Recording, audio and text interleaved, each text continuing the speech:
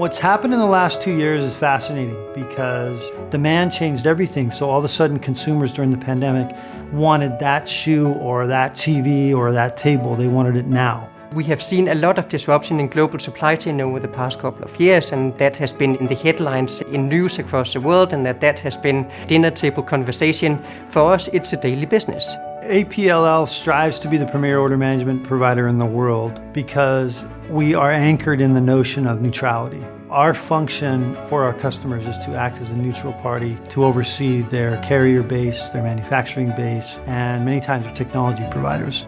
As an order management provider, we will create that big picture view for the customer so they don't have to establish that connectivity with every single link in their supply chain. Our order management differs from pure digital solutions because of the knowledge and know-how that we have around operating a physical supply chain. In reality, for supply chain, digitization is just one element of it. You still need people. You need great people who can manage and control and orchestrate that end-to-end supply chain. The key benefit for the customers and what we do as a solution provider to the customers is really to get their products to the consumer at the right time, at the right place, at the right cost.